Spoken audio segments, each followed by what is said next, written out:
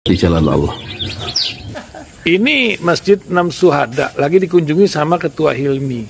Modal awalnya berapa Pak Yudi Pramuko? 750.000 rupiah aja. Jadi ini 500 jutaan nih barang. Sekarang udah habis 310. Masya Allah, tuh udah pakai keramik, laponnya tinggal. Granit tuh kayak marmer. Tuh, Masya Allah nih, sampai juga kita ke sini. Masjid Enam Syuhada, ngapa namanya Masjid Enam Syuhada, Ya, Pak Yudi? kita mau mendokumentasikan perjuangan dakwah nama anak muda pengawal Habib Rizik Syihab itu. Masya Allah. Yang dibunuh sama orang jahat di kilometer 50. Kilometer 50 ya. Itu kan simbol memperjuangkan dakwah itu kita harus memberikan segalanya untuk Islam kan ya, untuk Masya dakwah Islam. Allah. Dan nama anak muda itulah yang sudah memberikan segalanya untuk Islam. Masya Allah. Kita Apa nanti nama pemuda itu ada juga di sini mungkin diterapkan? Mungkin namanya Enam Syuhada. Enam Syuhada itu, Iya, Enam Syuhada dipasang di sini, Enam Syuhada. Bipali, apa yang dikomentarin dari ini semua, Bipali? Masya Allah, luar biasa. Dari uang 700.000, kalau pengen ternyata bisa. Bisa. Allah kirim. Tuh, bisa. Ya, dengan masuk satu gang kecil, tapi Bapak ini luar biasa. Kecil tuh. Oh, Masya Allah ya. Satu call aja. Masya Allah. Perjuangan Pak Yudi Pramuko, YouTuber sejagat paling tua. Tertua di semesta. Tertua di semesta. Masya Allah. Tukang donat. Tukang donat. Tukang donat dari Paru. Ini saya laporkan dari lapangan ini, langsung dari Masjid Enam Syuhada. Masya Allah. Dan ini dia. Dalam lihat ah. Tuh lihat tuh masjidnya, tuh imamnya di situ tuh. Malam-malam lagi kita. Masya Allah. Masih kurang nih. Atapnya katanya transfer aja dari rekeningnya di bawah terlihat. Assalamualaikum warahmatullahi wabarakatuh.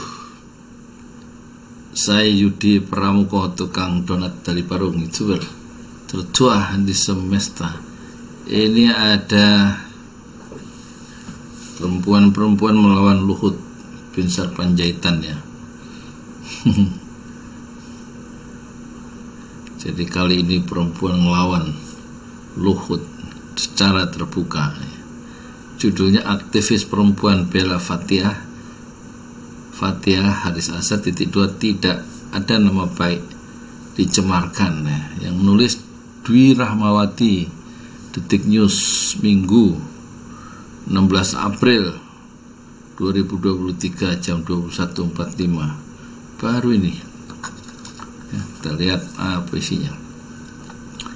Aktivis perempuan Mahardika Mutiara Ika menilai naiknya kasus Haris Azhar dan Fathia Maulidiyanti terkait pencemaran nama baik Menko Marves Luhut Binsar Panjaitan ke pengadilan hanya mengaburkan persoalan yang sebenarnya. Mutiara Ika menilai semestinya tidak ada nama yang dicemarkan dalam kasus itu. Tindakan untuk melaporkan Fathia dan Haris ini jelas merupakan bentuk kriminalisasi terhadap aktivis pembelaan HAM. HAM itu hak asasi manusia ya.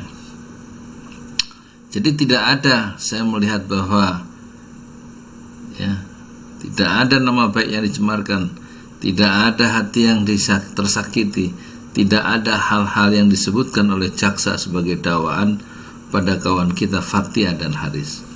Kata Mutiara dalam konferensi pers di LBH Jakarta Menteng Minggu 16 April 2023. Mutiara mengatakan proses kasus Haris dan Fathia yang sampai pengadilan justru mengaburkan fakta sebenarnya. Fakta sebenarnya kan yang diungkit itu adalah pelanggaran HAM ya, di Papua. Kenapa jadi pencemaran nama baik Luhut ya? Persoalan kajian yang mereka paparkan, persoalan tentang pelanggaran HAM yang terjadi di Papua dan dugaan keterlibatan sindikat di dalamnya, kata Mutiara. Itu 3 persoalan ya, yang nggak didalami oleh jaksa, justru yang dimunculkan pencemaran nama baik ya. Proses penetapan mereka yang sampai pada tahap pengadilan justru jelas mengaburkan persoalan yang sebenarnya. Persoalan kajian yang mereka paparkan, persoalan tentang pelanggaran HAM yang terjadi di Papua dan dugaan keterlibatan sindikat di dalamnya. Ya, Jadi itu satu poin bahwa agar kita fokus wacana terhadap Fathiah Haris ini, fokus bukan pencemaran nama baik, tetapi ini adalah persoalan kriminalisasi terhadap pembelaan hak asasi manusia sambungnya. Sementara aktivis Walhi Nasional Uli Artasyakian mengatakan kasus Haris Fathiah cenderung dipaksakan, padahal menurut pasal 66 keduanya mesti dilindungi. Pasal 66 tadi alasan dipaksakan mereka dilindungi, jadi nggak bisa naik ke pengadilan. Objek yang dipersoalkan itu kan riset itu nggak boleh diuji oleh kepolisian. Ini saya dulu udah pernah lihat ininya ya, apa videonya. Jadi kanal YouTube-nya Haris Azhar itu ngundang Fathia Maulidiyanti ya, kalau tidak salah di situ. Kemudian terjadi ya mungkin kesalahpahaman atau apa dari Lord kita. Sepanjang proses risetnya nggak pernah dijadikan objek dalam BAP ya. Jadi cenderung diarahkan pada Lord atau pencemarannya, tapi objek risetnya nggak pernah diperdalam sambungnya. Haris Azhar dan Fathia Maulidiyanti sebelumnya mengajukan eksepsi atas dakwaan pencemaran nama baik Menko Marves Luhut Binsar Panjaitan. Sedang sidang dilanjutkan akan digelar pada 17 April mendatang. Jadi ini sebenarnya yang gini-gini itu nggak perlu masuk sidang pengadilan lah. Kalau soal pencemaran nama baik, berarti yang merasa dicemarkan kan Luhut. Berarti dia ingin namanya bersih, dibersihkan oleh pengadilan. Kalau menurut orang-orang yang sebenarnya percaya diri terhadap demokrasi, soal pencemaran nama baik itu persoalan urusan pribadi deh.